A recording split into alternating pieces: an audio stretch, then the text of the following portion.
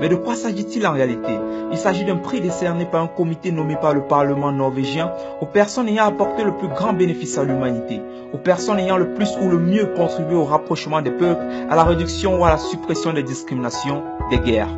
Alors, êtes-vous prêt à m'accompagner dans ce voyage à la découverte des lauréats africains du prix Nobel de la paix? Let's go! 1960, le chef zoulou Albert John Luthuli, alors président du Congrès national africain, African National Congress, en abrégé ANC, interdit en Afrique du Sud à cette époque, obtient le prix Nobel de la paix. Et ceci pour sa lutte contre la discrimination des Noirs en Afrique du Sud. Il se rendra donc à Oslo en Norvège, accompagné de sa femme, pour recevoir ce prix qui soulèvera la colère des autorités ségrégationnistes de l'Afrique du Sud. En juillet 1967, Albert John Luthuli perd la vie dans un accident à l'âge de 69 ans. Un véritable héros pour l'Afrique tout entière. 1984, l'archevêque noir anglican d'Afrique du Sud, Monseigneur Desmond Tutu, se voit attribuer le prix Nobel de la paix pour son rôle de leader dans la campagne anti-apartheid. Il a toujours aussi bien critiqué l'apartheid que les Noirs qui réclamaient vengeance. Ses prédications contribuent à la lutte pacifique menée contre les gouvernements africaneurs. Et c'est pour ce combat contre le système de l'apartheid qu'il reçoit le 16 octobre 1984 le prix Nobel de la paix. En 2010, Desmond Tutu annonce son retrait de la vie publique pour se consacrer à sa famille. 1993, le prix Nobel de la paix est attribué conjointement à Nelson Mandela, symbole de la lutte contre l'apartheid, et au chef de l'État, Frédéric de Klerk. En effet, après sa sortie de prison le 11 février 1990, Nelson Mandela soutient la réconciliation et la négociation avec le gouvernement du président Frédéric de Klerk. C'est donc pour avoir conjointement avec ce dernier mis fin au régime de l'apartheid et jeté les bases d'une nouvelle Afrique du Sud démocratique qu'en 1993, Tata Madiba, comme on l'appelait affectueusement, partage le prix Nobel de la paix avec Frédéric de Klerk. Après une transition difficile, où de Klerk et lui évite une guerre civile entre les partisans de l'apartheid, ceux de l'ANC et ceux de l'Inkatha, la dominante Zoulou, Nelson Mandela devient le premier président noir d'Afrique du Sud, et ceci en 1994. Le 5 décembre 2013, Nelson Mandela, à 95 ans, est mort à son domicile à Johannesburg, un homme auquel l'Afrique tout entière se souviendra à tout jamais.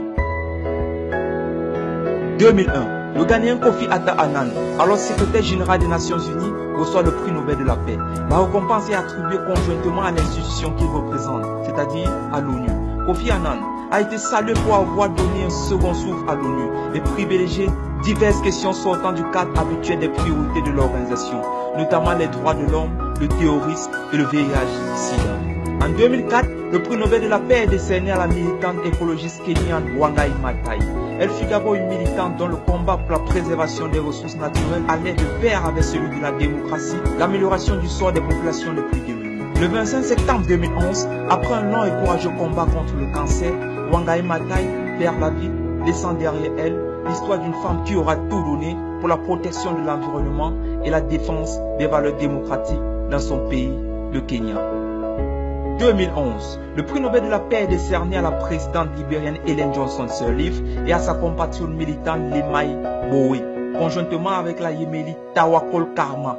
Ellen Johnson Sirleaf est la première femme à avoir été élue présidente d'un État africain. Sa compatriote Lemay Bowe est récompensée pour son travail de mobilisation et d'organisation des femmes de toutes les ethnies et de toutes les religions pour mettre fin à la guerre civile et garantir la participation des femmes à l'activité politique au Libéria.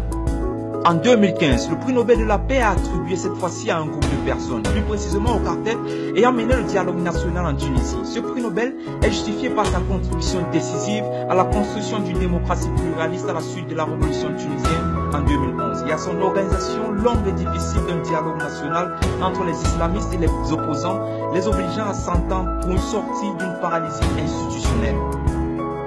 Voilà les amis, c'était tout pour cette vidéo. J'espère que vous l'avez trouvé intéressant. Surtout n'hésitez pas à me dire en commentaire ceux de ces leaders qui vous influencent le plus et que vous considérez comme étant les leaders ayant le plus influencé le continent africain. N'hésitez pas à liker